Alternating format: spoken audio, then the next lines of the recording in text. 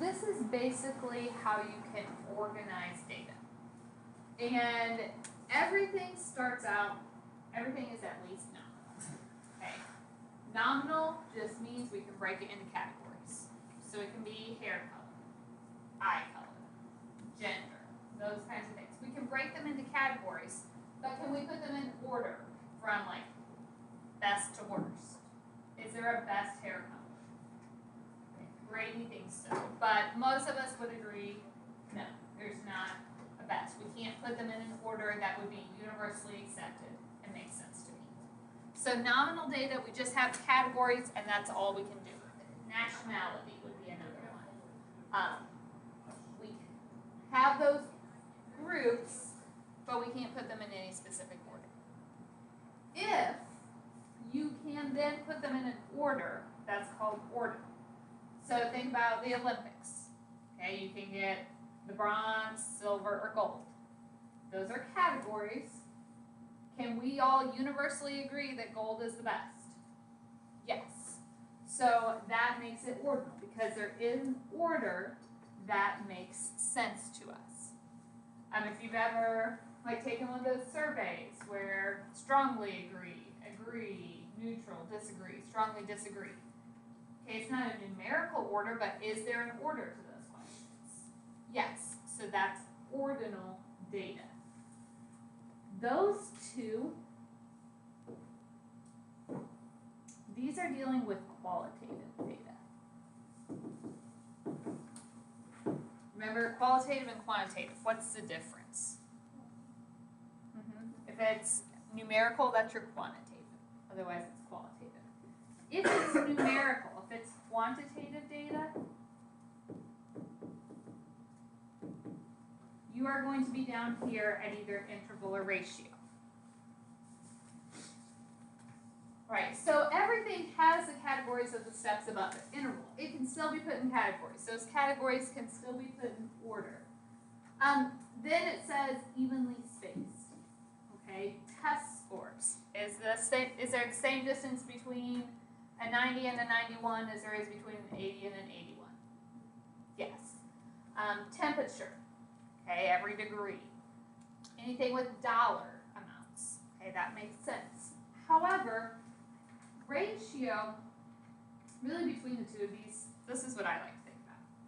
If it's a number, it's got to be interval or ratio. Ratio includes zero, a true zero. So like when I'm talking about temperature, yes, there is a zero, but does zero indicate like the lowest it can be? No, our temperature can go below zero, so that wouldn't make sense. Things that can truly be zero. Okay, can something have a true height of zero? A weight of zero? Can something be an age of zero? Right? We haven't been born, that kind of thing. So if zero makes sense and is a true starting point, that's ratio. Otherwise, we consider it interval. So, what I want to do now is I want you guys to find a partner, somebody you can discuss things with, and I want you to get on Google Classroom. I took geometry my freshman year. All right. We are going to go ahead and start sections 2 and 3. Not going to get done with them today, but we're going to go ahead and get a jump start on some of this. So we talked about a lot of the basic terminology. The next piece, we are going to start talking about experiments a little bit more. And so I want to look at, the main thing is the difference between an observational study and a designed experiment, which you might be able to guess. What do you think observational means? You're observing. Whereas a designed experiment, okay, you're doing, you're creating some way, you're a little more involved in that. So those are the two different ways we can collect data. So first, before I give you the definitions, I really just, well, what did I put on your sheet? Did I already have the two? Okay. Your vocab sheet. I was trying to decide. I think I I want to go ahead and give a scenario before we write down definition. Okay? Scenario. Yes, scenario. All right.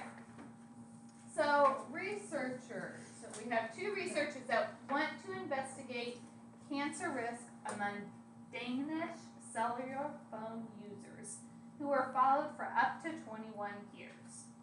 And this is on your example slide, just so you know.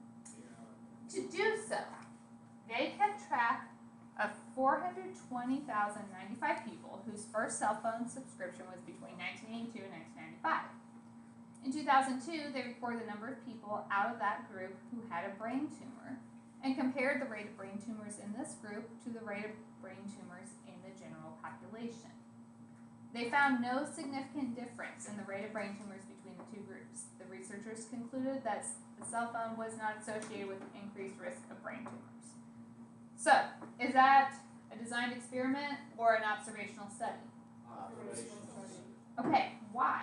I haven't given you a definition. How do you? Because they didn't like. Because they didn't change They it. observed. All they did was Why would they make? Why would they think that people on their phone get brain tumors? When cell phones were new, I Same, mean, What any new year thing, was people don't know. same date, reason, genetically modified. Yeah. All right. So let's look at this one. We have researchers examined whether chronic exposure to radio frequency radiation at two common cell phone signals, so that's analog and digital, causes brain tumors in rats. The rats in group 1 were exposed to the analog cell phone frequency. Rats in group 2 were digital, and group 3 served as controls and received no radiation. The exposure was done for 4 hours a day, 5 days a week, for 2 years. The rats in all three groups were treated the same, except for the RF exposure. After 505 days of exposure, researchers reported the following. We found no statistically significant increase in any tumor type, including brain, liver, lung, or kidney, compared to the control group. Which one is this? Designed experiment. Okay. So, we don't have the definitions, but we can agree this one was observational because we didn't do anything except watch. What made this one a designed experiment? They They did. changed something. You don't just have They rats made for up. fun. Right. They had rats, they divided them into groups, they exposed each group to different frequencies, they kept everything the same except for that. So that is the designed experiment. So in research, we typically want to look at how varying the amount of an explanatory variable affects the response variable. Explanatory, that's the thing we're manipulating. In those examples, so we still haven't really written down these definitions, but we're trying to just talk about them. What would be the explanatory variable, the thing we were manipulating in these? The type frequency. So basically it was just the frequency, is that what we call it? RF exposure. RF exposure, there you go. Ooh, yeah. Yeah, what are we writing down? You're on. I don't know, did I print this I don't think slide? that's it. Yeah, I probably didn't print this one because we're going to get actual definitions in a second. We're just kind of talking through it. The response variables, what were we measuring? Like the brain. Right. The tumors and the different kinds of rats. So, explanatory is what got manipulated, response is what we are measuring here. So let's go ahead and get our definitions down. An observational study measures the value of the response without attempting to influence. You are doing nothing except observing. You sit back and watch. In a design experiment, you are manipulating an explanatory variable and then seeing what happens to the response.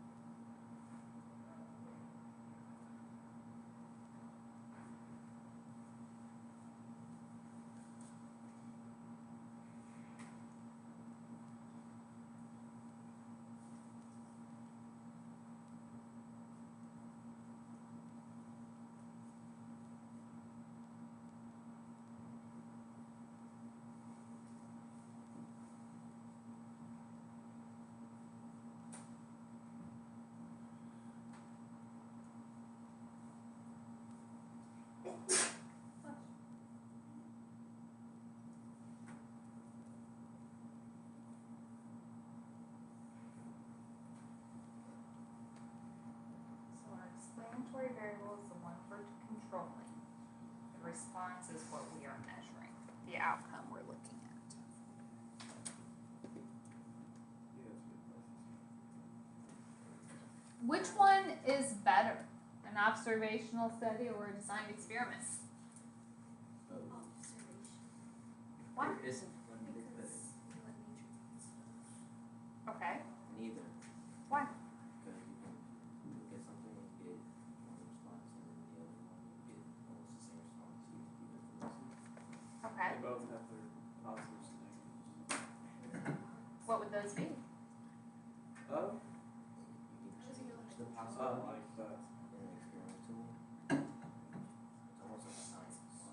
Okay. Almost. Almost. Because in the first one, everybody had like a cell phone. Mm-hmm. It's like they didn't really have to do anything. But the second one, the One's reps more just cost kinda- effective. They don't have like radio stuff like that. Right. So they had to like manipulate with the radio and stuff. Okay.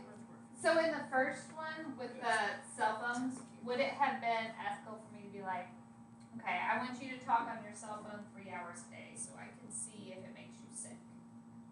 Is that really ethical to do to a person? No. No, that's horrible. So why did they have rats in the second experiment? They don't They're have not radio. regulated. Okay. Now why is that experiment better than just observing? Because you have all, you take out all the variables. You have, in the people experiment, you could have had several people that did drugs and got a brain tumor. Okay. So there are other factors, And right? it was thrown off your study because they didn't get a brain tumor. Exactly. So with our rats, what it didn't have a sentence in there that said they were treated the same except for the exposure to radiation. So they were fed the same foods, allowed the same amount of exercise, sunlight. They try to control everything else. So the downside of a study is even if I find a relationship, do I know that one thing caused the other? No, because there's so many other factors out there. You know, maybe I have a new breakfast cereal and I feed it to my class every day when they come in, and then I count, like check, do an obesity study at the end.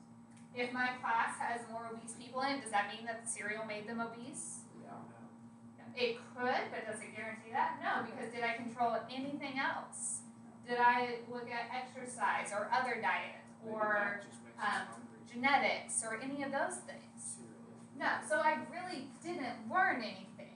I might have learned that there's a relationship, but I can't prove one thing caused the other. Or you have. So that's the downside of the observational study. However, if you're going to do one, which one's cheaper? Observational study. It's a lot easier, a lot cheaper to watch people than it is to design, experiment, control all the variables, and do those things. Also, sometimes it's just not feasible to do the experiment. So the experiment, you get better data, but it's not always an option. Okay?